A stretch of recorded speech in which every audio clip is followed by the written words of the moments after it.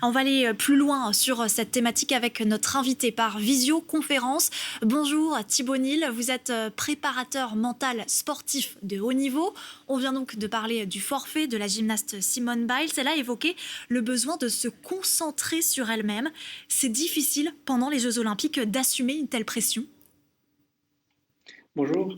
Alors difficile, oui, oui, mais c'est primordial. Difficile pourquoi? Parce qu'il y a tellement d'attentes autour. Il y a des préparations. Rappelez-vous, les JO, c'est préparé pendant 4 ans. Là, c'est 5 ans, parce que c'est particulier.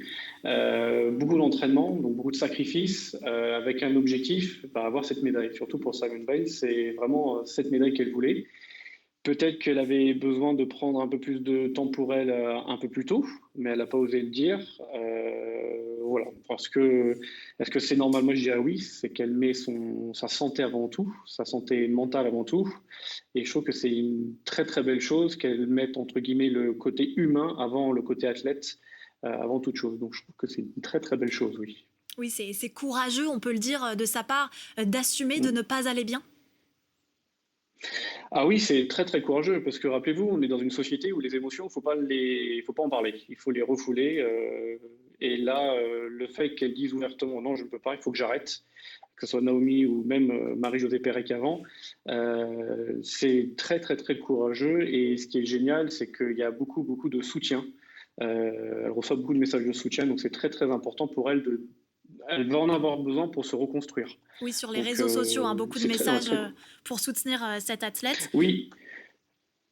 Tout à fait, oui. Alors après, c'est ça l'inconvénient aussi des réseaux sociaux, c'est qu'il y a de tout. Et je suis encore un autre parallèle avec un joueur de foot à Barcelone. C'est un jeune qui est au centre de formation, Moriba, si je ne me trompe pas. Il n'a toujours pas prolongé avec le club et il se fait insulter. Mais des propos racistes, etc. Donc ça montre que les réseaux sociaux peuvent être quelque chose qui peut nous tirer vers le bas ou nous tirer vers le haut. Donc ça va être à ces athlètes de vraiment sélectionner, voire même si elles peuvent, ou ils peuvent, c'est de se couper des réseaux sociaux et rester avec des personnes de leur entourage qui leur apportent du bien. Ça, c'est très important, de sélectionner son entourage qui apporte du bien. Comment sont préparés ces athlètes de très haut niveau en vue de compétitions internationales, mondiales comme les Jeux Olympiques?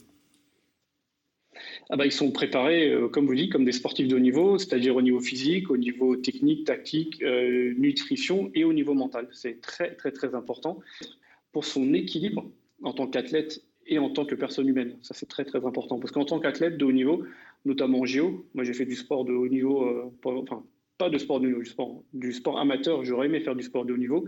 Il est très facile de vivre à travers ces athlètes et donc de mettre une pression supplémentaire, que ce soit les supporters, voire même les entraîneurs.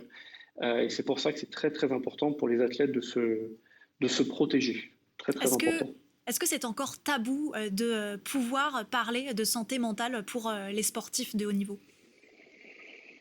Eh ben, je vous dirais qu'avant Roland Garros, un peu, et depuis Roland Garros, beaucoup, beaucoup moins. Des athlètes en parlent plus facilement. Je suis l'équipe de féminine de rugby de Chili Mazarin. Certaines veulent arrêter parce que d'autres priorités ou d'autres choses, ou peut-être que le niveau est trop important ou trop de pression. Euh, Ça peut. Ça dépend de chaque personne, ça dépend de l'environnement qu'ils ont eu familial, qu'ils ont actuellement, ça dépend de leurs ambitions, ça dépend comment ils voient les objectifs. La préparation mentale, c'est vraiment un travail individuel. On peut faire du collectif, mais le travail vraiment, vraiment se faire individuel. Il n'y a pas une technique pour tout le monde, c'est vraiment au cas par cas. Donc c'est ça qui est intéressant, je trouve. C'est là où il y a un gros, gros travail à faire pour déjà sensibiliser des athlètes, même au plus jeune âge, que la performance ne se fait pas juste en allant à l'entraînement et travailler, travailler. Il y a aussi d'autres choses à travailler. Donc oui, c'est quelque chose qui prépare de très, très longue date. Tout à fait, oui. Merci beaucoup Thibaut Nil d'avoir Merci à vous. été en direct avec nous dans ce journal.